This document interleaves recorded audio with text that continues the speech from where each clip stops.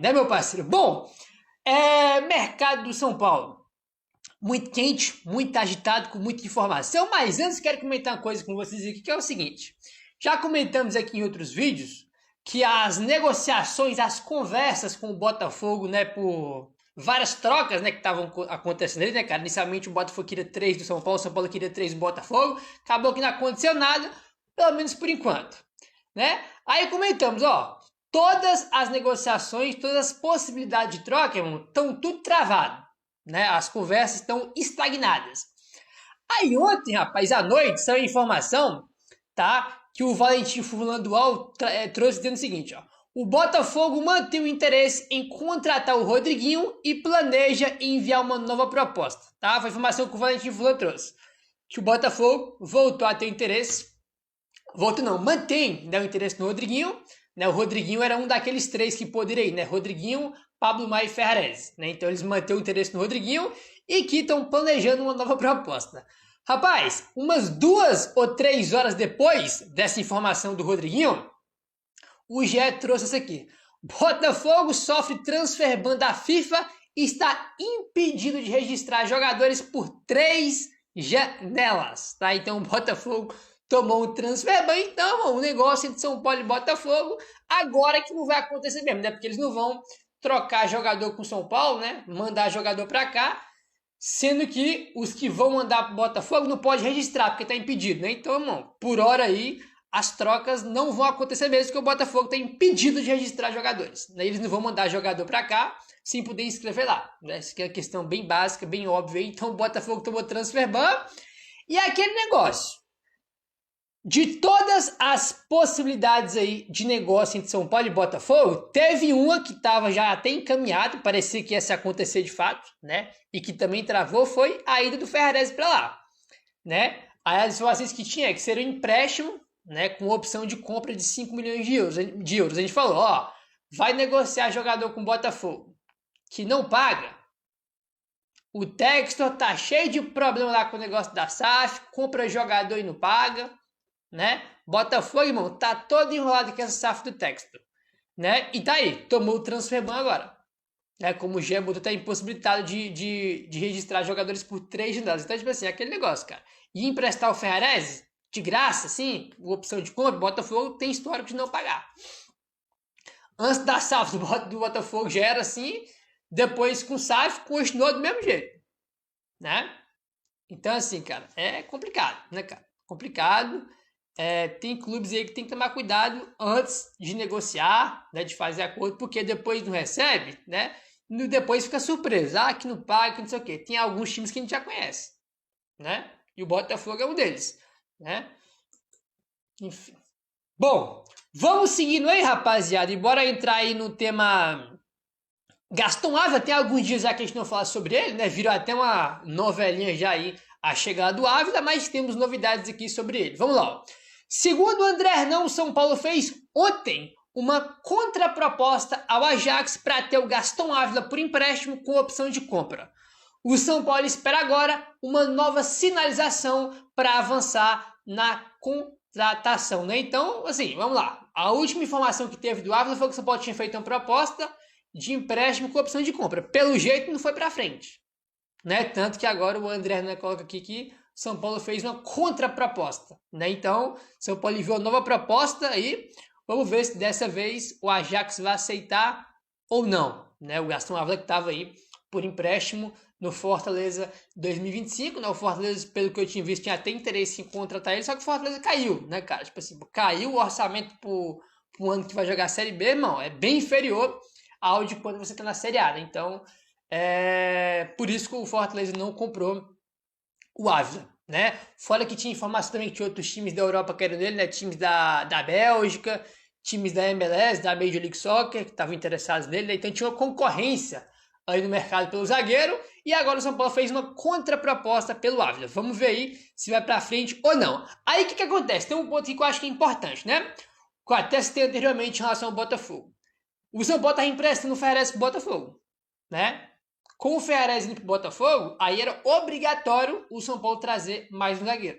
Porque sem o Ferrarese, tu teria ali os 3 titulares e só um no banco. Tinha que ter mais um, né? Tem que ter pelo menos 5 zagueiros. né? Ter 3 ali como titular, né? Que é o esquema que o Crespo joga, e ter 2 opções no banco. Fora que tem jogador machucado, né? Vários machucados, na verdade, jogador suspenso, entendeu? Então, tipo assim, com a saída do Ferrarese, era obrigatória a vinda de um zagueiro novo, né? Agora, o Botafogo tomou transfer ban. Pelo jeito, melou o negócio com o Botafogo. Pelo menos por enquanto, pode ser que, né? Daqui a pouco ele vai pra lá. Mas, com o Ferrarese ficando, não sei se é tão urgente assim um zagueiro, né? Mas o São Paulo tá tentando aí, né? O Gaston Alves já tem um tempinho, tanto que eu até falei que virou uma pequena novela já, né? Então tá aí contra a proposta do São Paulo.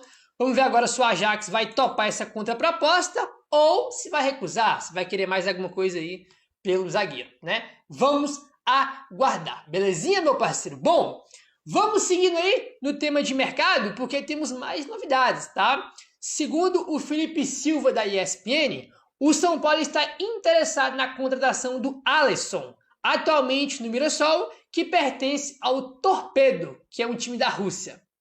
Para trazer o atacante, o São Paulo precisaria se acertar com o clube russo e também com o Mirassol, tá? Então tá aí, ele aponta Alisson, tá? Alisson aí não, tá?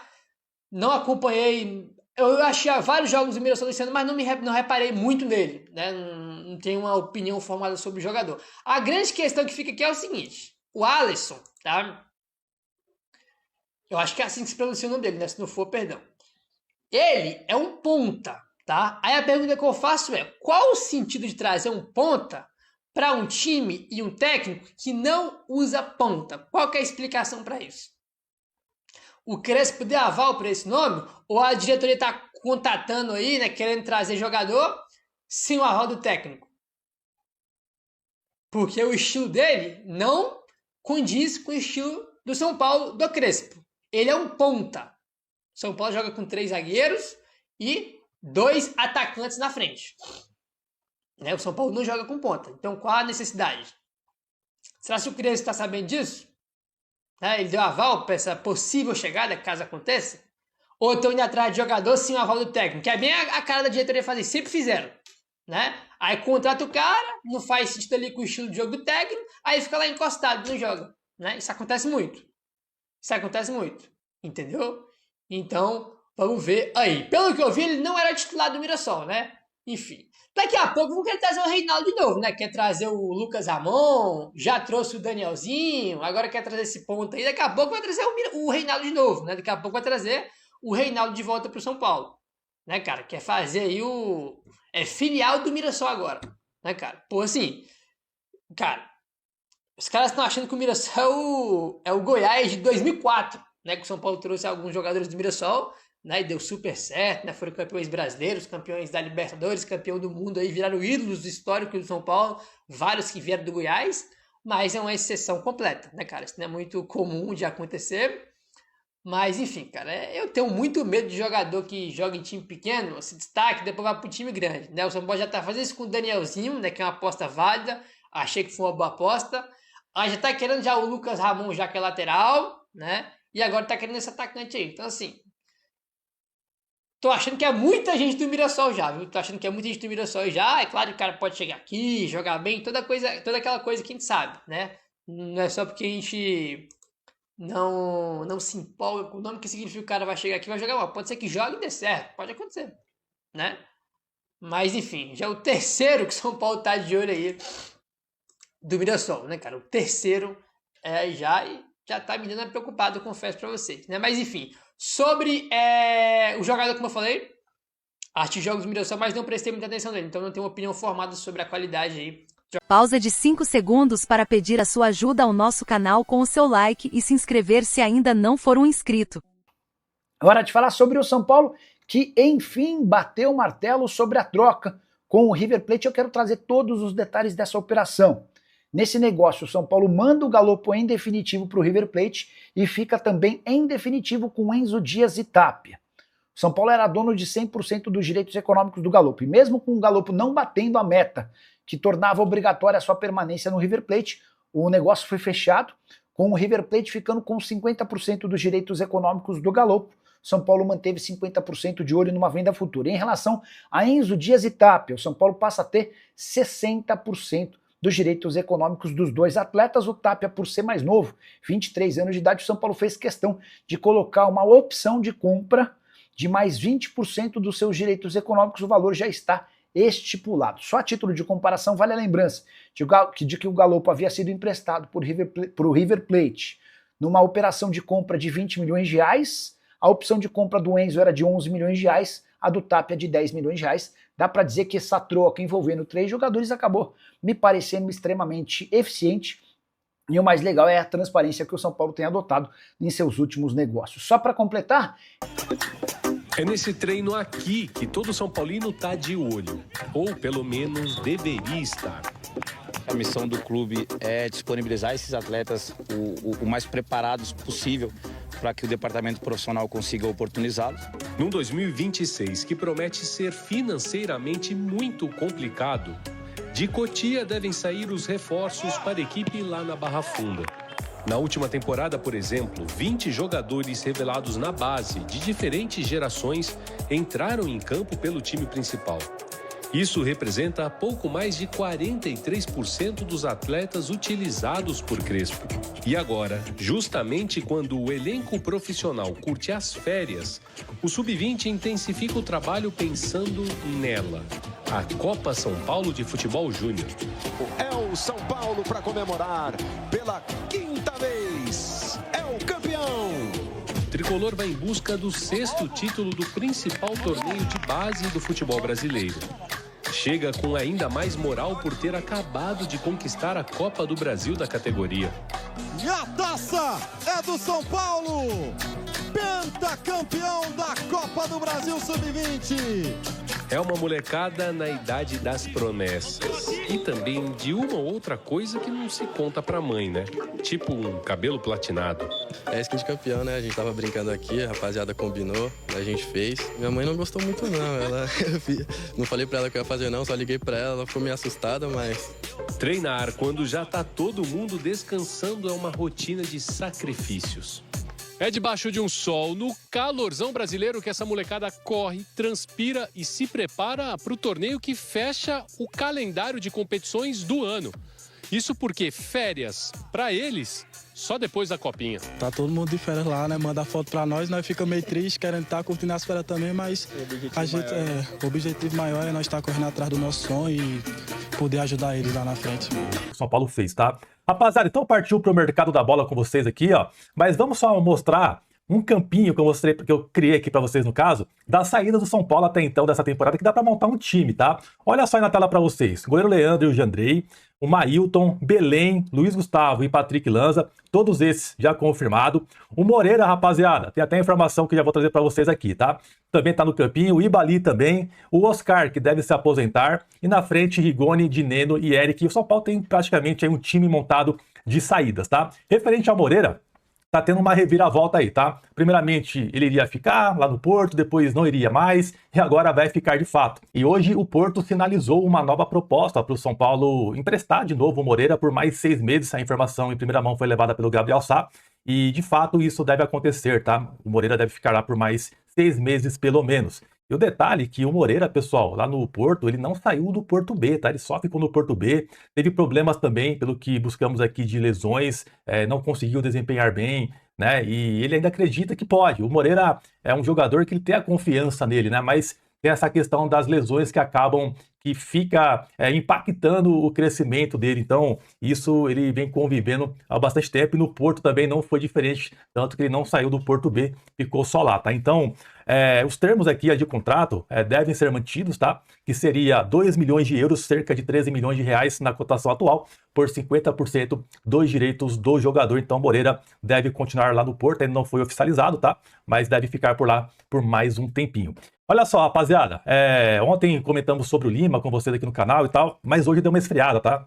O nome do Lima hoje não é assim a prioridade do momento. O São Paulo está focado no Alan do Flamengo, que já comentamos em alguns momentos sobre o jogador de 29 anos e que vai completar 30 anos em março de 2026. Daqui 3 meses ele já vai completar 30 anos, tá? É um jogador que o São Paulo quer um empréstimo, o Flamengo topa negociar com o São Paulo empréstimo e estão acertando os termos do empréstimo e depois da questão da opção ou obrigação de compra. Ainda não sabemos, mas a informação de momento é que no contrato deve ser colocado que o São Paulo será obrigado a adquirir o jogador no fim do contrato.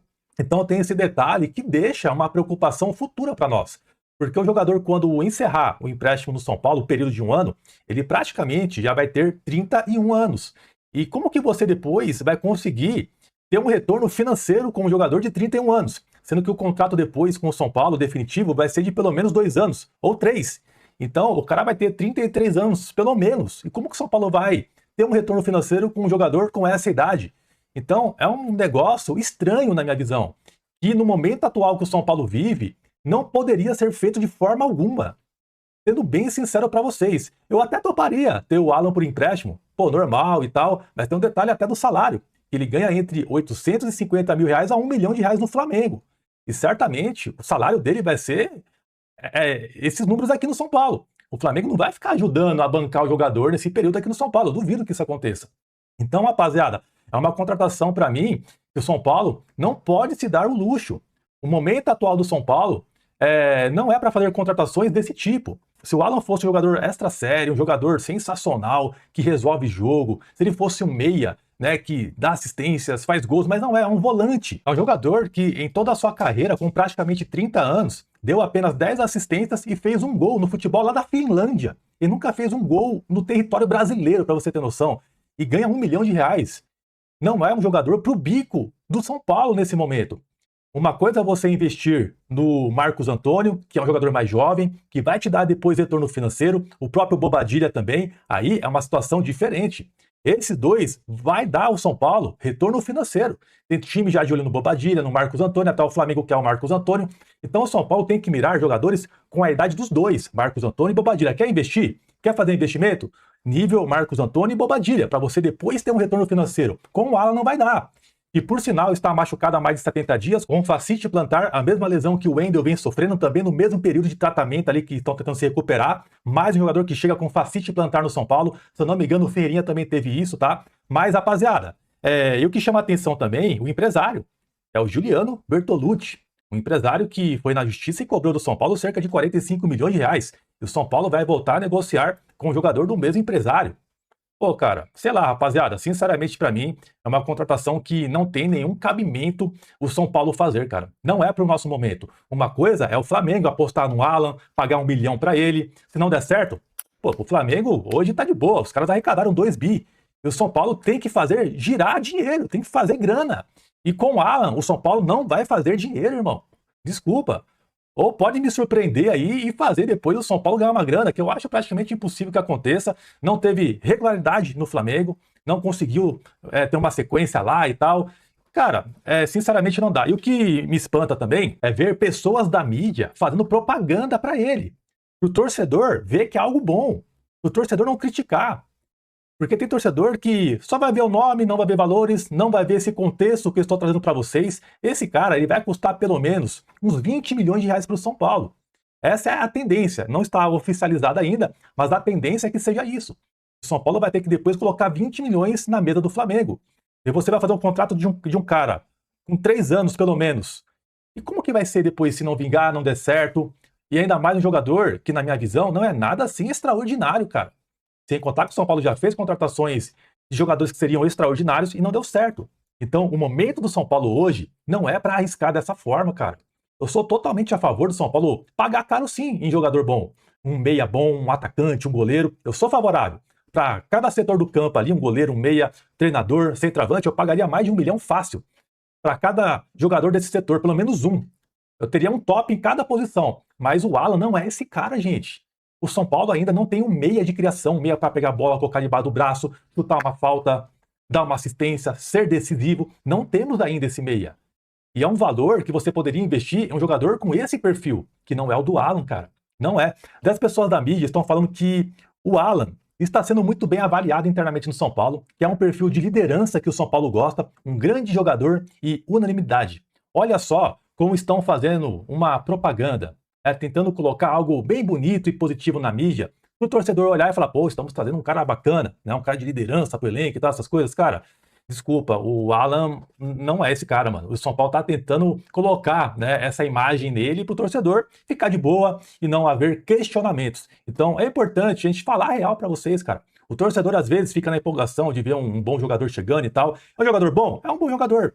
Por empréstimo, eu toparia um aninho, beleza? Depois sem nem... O São Paulo informou que contratou 2 novos médicos, um fisiologista, 3 novos fisioterapeutas, um cientista do esporte, 2 preparadores físicos, 2 massagistas e contratou até uma podóloga. Cara, é que eu falo pra vocês, né? Jogador de futebol tem uma vida muito privilegiada, né? O cara tem uma pessoa que uma pessoa que é contratada só pra cortar a unha do pé do cara e fazer um tratamento ali. É muita mordomia, né?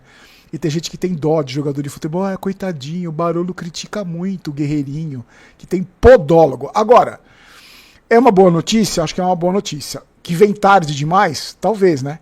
No 4º ano, vai começar o último ano dessa segunda gestão, desse pior presidente da história, agora que ele se ligou que o departamento médico do São Paulo não funcionava. Agora, a pergunta que eu faço é a seguinte: os caras que estavam lá até agora, o Dr. Sanches vai continuar lá? Porque ele estava, né? Ele tinha continuado. O médico que estava no ano passado, o chefe deles, o principal médico, vai continuar? Esses caras da tal do Departamento de Excelência Médica, o DEM, esses caras vão continuar? Porque se for trocar só funcionário que vai ficar abaixo desses caras, não vai adiantar nada. Não vai adiantar nada. Porque se os chefes vão continuar, não adianta nada você contratar um fisioterapeuta que vai fazer a mesma coisa que o outro fazia, porque o chefe dele mandava ele fazer. Então não vai adiantar nada. Em todo caso, amanhã eu vou falar para vocês nome a nome de quem são esses profissionais aí. E né, agora que os caras se ligaram. A gente vem falando isso desde que existe o canal aqui. Desde 2017. E não é à toa que o São Paulo é o clube com mais jogadores lesionados nos últimos 10 anos. E agora que eles resolveram trocar. Só que aí, eu só fico sempre esperto porque eu já tô cansado de ouvir que o Refis virou Refis Plus, que no ano retrasado teve uma reforma, que agora não ia mais ter problema, que agora compraram os equipamentos. Eu só acredito vendo.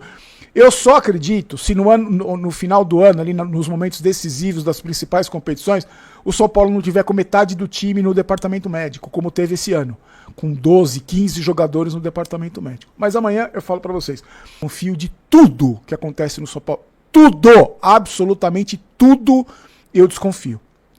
Negociação, tudo, show, tudo. Eu desconfio de tudo. Eu não confio mais naquela gente. Nunca confiei muito, mas agora eu não confio em ninguém lá de dentro. Em absolutamente ninguém eu confio. E aí, falando dos escândalos, falando das vergonhas, falando de tudo isso que a gente está vendo acontecer, o Casares contratou um advogado chamado Daniel Bialski. Vai representar o Casares durante essas investigações aí que a Polícia Civil está fazendo sobre esses desvios de dinheiro, essa desconfiança de desviar dinheiro. Você não pode falar que é uma defesa que ele contratou para defender, até porque o Casares não foi acusado de nada ainda. Esse processo está rolando em segredo de justiça, né? A Polícia Civil que conduz esse inquérito aí não divulgou nenhuma informação sobre o conteúdo dessa investigação. Só a Secretaria Pública de Segurança Pública de São Paulo confirma que existe mesmo essa investigação. Então ele já se calçou. Esse cara, ele já advogou, já defendeu gente como a Michele Bolsonaro, naquele caso das joias lá. Ele defendeu a Carla Zambelli, aquela que está presa na Itália. O Sérgio Cabral, esse cara já defendeu, que é ex-governador do Rio. E até o técnico Cuca, que teve envolvido também naquele problema lá, do estupro e tudo. Ele defendeu o Cuca também. Uma informação agora que eu descobri com um amigo meu, um grande amigo meu que é advogado. Esse cara cobra uma bala para defender o cliente. Tem que ter muita bala na agulha. Segundo esse amigo meu, que é um grande advogado, ele falou: Barolo, esse advogado, para contratar esse cara, precisa ter muita bala na agulha. E eu fico me perguntando de onde sairá o dinheiro para se o Casares realmente contratar, esse cara for defender o Casares. Vai sair do São Paulo? Provavelmente vai sair do São Paulo, né? Porque ele está sendo investigado como presidente, seria investigado, né? Porque ainda não está, como presidente do São Paulo. Então ele vai usar o quê? O dinheiro do São Paulo para defendê-lo? Eu não sei. Em todo caso, eu acho que a gente tem que vamos ficar de olho, eu não vou deixar morrer esse assunto. A reportagem do UOL, que foi que divulgou isso, disse que procurou lá os caras, o Casares, e o Casares disse o seguinte, que uma nota, né? O Casares e o advogado mandaram uma nota dizendo o seguinte, abre aspas, os fatos recentemente vazados à imprensa são frutos de ilação com única finalidade de criar desinformação e produzir dano reputacional à pessoa de Júlio, já que, oficialmente, estão aguardando ainda o acesso ao inquérito que será instaurado. É realmente uma perseguição, né? Tá todo mundo perseguindo você. Só tá o seu filho envolvido, só tá sua ex-mulher, a mulher, sei lá, envolvido. Tá todo mundo envolvido e você não sabia de nada. O blogueirinho, com certeza, não sabia de nada, né? Eu duvido muito que ele não sabia de nada. Se ele não sabia de nada, ele é o pior, não é só o pior presidente da história de São Paulo, é o pior gestor da história da humanidade, se ele não estava sabendo de nada. Em todo caso, eu quis passar essas informações para você. Ele contratou esse advogado que é caríssimo, que é um advogado, né, pelas pessoas que ele defendeu ali, é um cara importante, e a gente vai vamos seguir os próximos passos dessa investigação de desvio de dinheiro, de um monte de maracutaia que está rolando. A Secretaria de Segurança Pública de São Paulo confirma essa investigação. O meu medo é que aconteça como aconteceu em 2014, né? Polícia investiga, Ministério Público investiga, se descobre um monte de coisa, aí o presidente do São Paulo dá um parecer falando, não aconteceu nada, todo mundo aqui é santo. E aí a justiça é obrigada a absolver esses caras porque não tem prova. A suposta vítima está dizendo que não tem nada, como aconteceu em 2014, né? O São Paulo era vítima e dizia que, através de um parecer do Casares, falando, olha, não aconteceu nada, tá tudo certo aqui, então... Eu só tô de olho, vamos ficar de olho, eu não vou deixar esse assunto morrer. Eu sei que daqui a pouco tem contratação, aí tem algum cabeça de bagre, algum argentino, aí começa o campeonato, aí o São Paulo vai jogar um clássico, ganha um clássico, aí esse assunto vai ficando esquecido. Aqui nesse canal não vai ficar esquecido não, conforme eu prometi para vocês.